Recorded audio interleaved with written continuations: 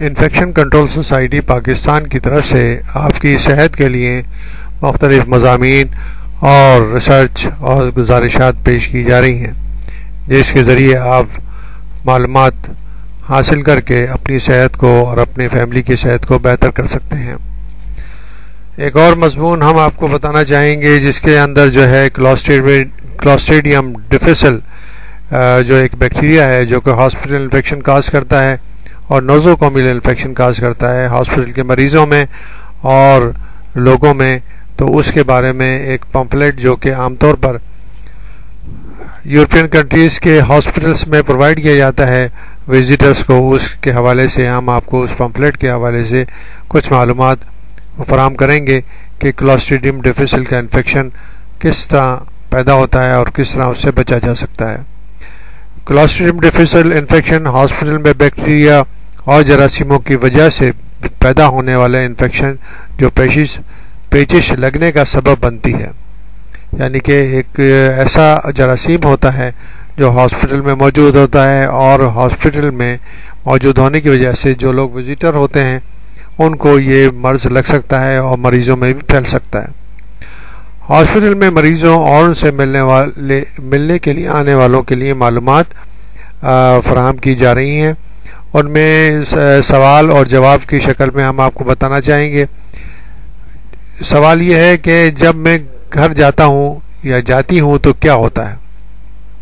اگر آپ گھر آنے کے بعد دوبارہ پیچش لگ جائے یا لگ جاتے ہیں تو آپ کو اپنے جنرل پریکٹیشنر یا فیملی فزیشین سے رابطہ حاصل کرنا چاہیے، اور ہاسپٹل کا عملہ آپ کو اس کے بارے میں بتا سکتا ہے، اور جب کہ آپ ہاسپٹل میں تھے تو آپ کو کلاسٹریڈیم ڈیفیسل انفیکشن میں مبتلا ہوئے تھے، یا ہو سکتا ہے کہ آپ کو اپنے جنرل پریکٹیشنرز کو بتانا پڑے گا اور وہ آپ کے فضلے کا ٹیسٹ لیبارٹری کے ذریعے کرائے گا۔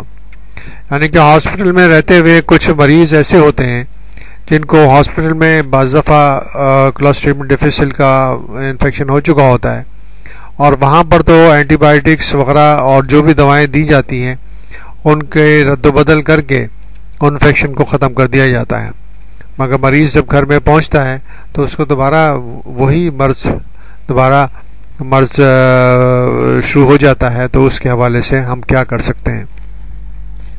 اگر دوسرا سوال یہ ہے کہ اگر میں اسپتال میں کسی سے ملنے جاتا یا جاتی ہوں تو دوسرے لوگوں میں کلاسٹریڈیم ڈیفیسل کے جراثیم کے پھیلنے سے بچنے اور اپنے آپ کو محفوظ رکھنے کے لیے کیا کر سکتا ہوں اور کیا کر سکتی ہوں؟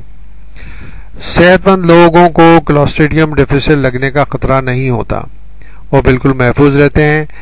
اس علامت میں مبتلا لوگوں کو بیمار پرسی کر سکتے ہیں۔ آپ کو چاہیے کہ جب آپ ہاسپٹل کے وارڈز میں داخل ہوں اور جب آپ وہاں سے باہر نکلیں تو ہمیشہ اپنے ہاتھوں کو صابن یا پانی کے ساتھ اچھی طرح دھوئیں۔ ہاسپٹل میں کوئی کھانے پینے کی چیزیں مت لائیں۔ جس شخص کو بیمار پرسی کے لیے گئے ہوں اس کے بیڈ کے پاس بیٹھ کر کوئی چیز مت کھائیں، اس کے بیڈ پر مت بیٹھیں، اور اس وقت یعنی ایک ہی وقت میں ہاسپٹل میں دوسرے مریضوں کو دیکھنے مت جائیں، اور مریضوں کے زیر استعمال بیت الخلاء یعنی کہ باتھ روم، لیٹرین وغیرہ کو استعمال نہ کریں۔ وارڈ میں ادھر ادھر مت پھریں، اور نہ ہی اس وقت ہاسپٹل میں مریض کو دیکھنے کے جائیں جب آپ کی طبیعت خود ٹھیک نہ ہو۔ یعنی کہ یہ احتیاطی تدابیر آپ کو بتائی گئی ہیں جس کے ذریعے آپ بیماری سے محفوظ رہ سکتے ہیں۔ سوال یہ ہے کہ میں کلاسٹریڈیم ڈیفیسل کو پھیلنے سے کیسے روک سکتا ہوں یا روک سکتی ہوں؟ یہ بہت ضروری ہے۔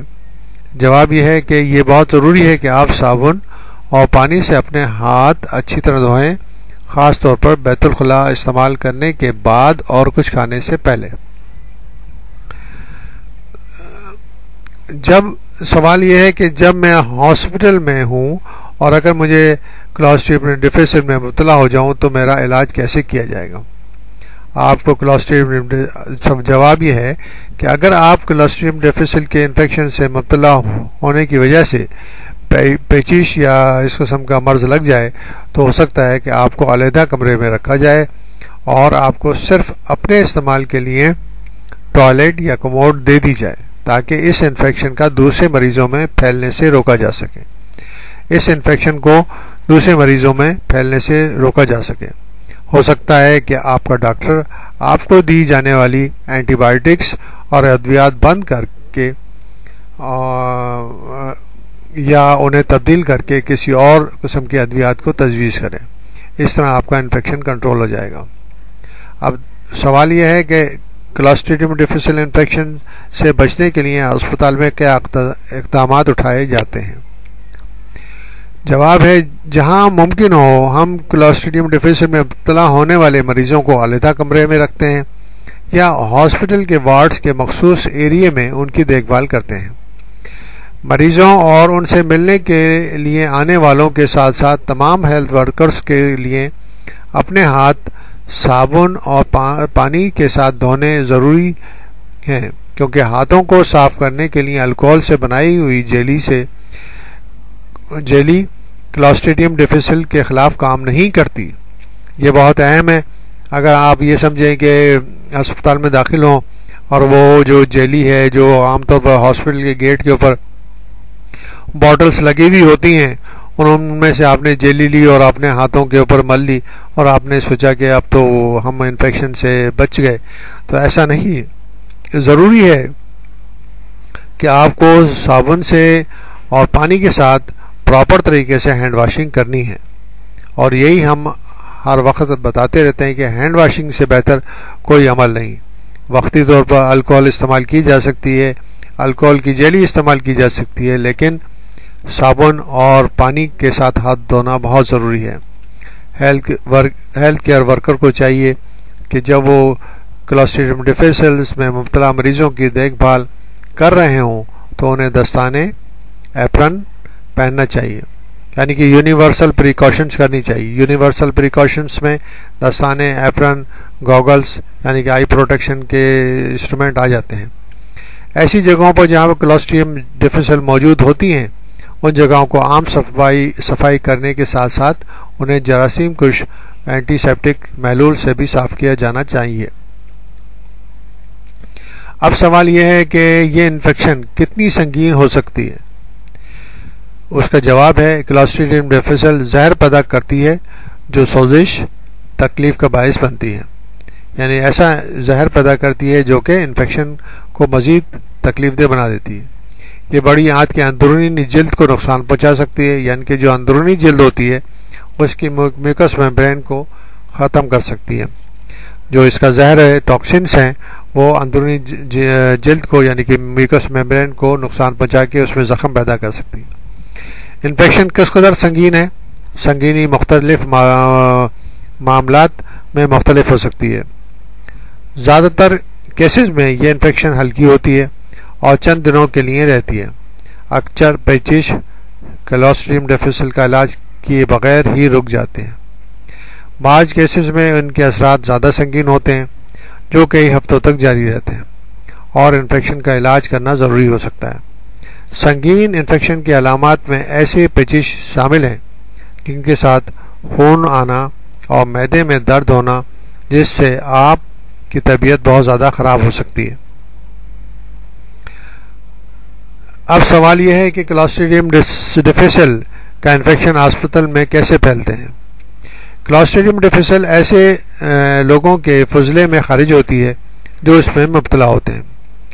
کلاسٹریڈیم ڈیفیسل ارد گرد میں کسی بھی سطح پر، بیت الخلاء کی جگہ پر، کپڑوں پر، بستر کی شیٹوں پر، فرنیچر پر بہت لمبے عرصے تک برقرار رہ سکتی ہے کیونکہ یہ جراثیم اسپور فارمنگ ہوتے ہیں جو کہ ناموافق حالات میں اپنے اسپور بنا لیتے ہیں اور ان کے اوپر کوئی اثر نہیں ہوتا. سوکھنے کا عمل جو ہے نا ان کو ختم نہیں کرتا.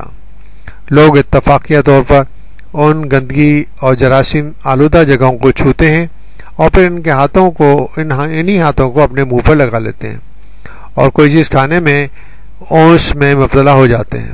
ہیلتھ کیئر ورکرز، مریضوں سے ملنے کے لیے آنے والے لوگ اور خود مریض ہاتھوں کو نہ دھونے سے اپنے آپ میں اور دوسروں میں اس انفیکشن کو پھیلا سکتے ہیں.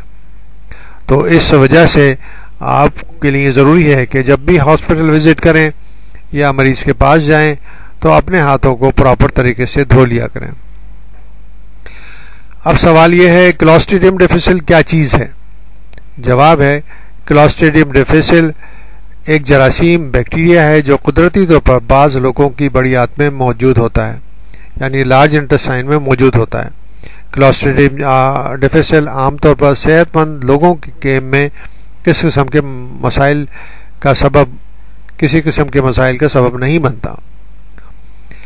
اب ایک اور سوال آتا ہے کہ مجھے کلاسٹریڈیم ڈیفیسل انفیکشن کیسے ہوتی ہے؟